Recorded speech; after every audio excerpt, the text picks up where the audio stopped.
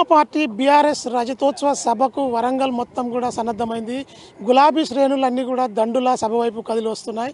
ప్రస్తుతం సభ వద్ద ఇప్పటికే ఎడ్ల బండ్లతో వచ్చినటువంటి రైతులంతా కూడా సభ ప్రాంగణానికి చేరుకున్నారు. మరొక వైపుకు సభకు అవతల వైపున టపాకాయలు భారీగా కాల్చేందుకు కూడా ఏర్పాట్లు చేస్తున్నారు. ప్రస్తుతం వారితో మాట్లాడే ప్రయత్నం చేద్దాం.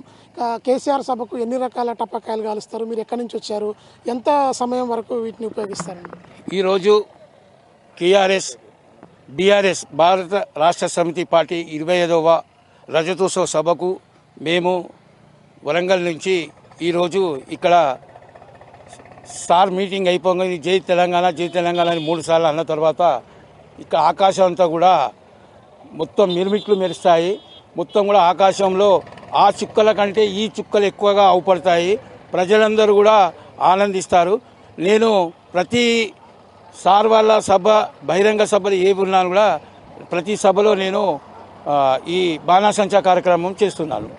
ఎంతసేపు ఇది బాణాసంచా కాలుస్తారు? ఎన్ని రకాల టపాకాయలు మీరు ఈ మీటింగ్ తర్వాత కాలుస్తారు? ఇక్కడ మొత్తం కూడా ఈ సభ చుట్టూ మూడు ప్రాంగణాలలో మేము ఈ కార్యక్రమం చేస్తున్నాము.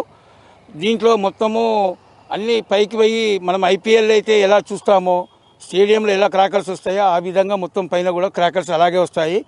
దీంట్లో మా మిత్రులు పాషాబాయి తర్వాత అందరూ కూడా వచ్చారు.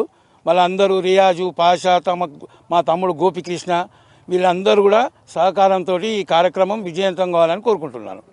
ఎన్ని రకాల టపాకాయలు ఉంటాయి దీంట్లో? దీంట్లో ఆల్మోస్ట్ ఆల్ ఒక 100 రకాల టపాకాయలు ఉంటాయి. పైకి పోయి స్నాక్స్ మీకు రాకెట్స్ ఉంటాయి, తారా జువ్వలు ఉంటాయి, అన్ని రకాలు ఉంటాయి, విజిల్స్ ఉంటాయి, అన్నీ ఉంటాయి. ఇది కేసీఆర్ సభ తర్వాత కేసీఆర్ 3 సార్లు జై తెలంగాణ జై తెలంగాణ జై తెలంగాణ అన్న తర్వాత సభా ప్రాంగణం అంటే దాదాపు 1500 ఎకరాల సభా ప్రాంగణం చుట్టూ కూడా 3 ప్లేసుల్లో భారీగా బాణసంచా కాల్చేందుకు ఏర్పాట్లు అయితే జరుగుతున్నాయి.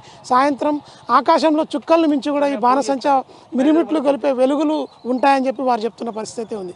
ఇది సభ వద్ద టపాకాయలకు సంబంధించినటువంటి తాజా అప్డేట్.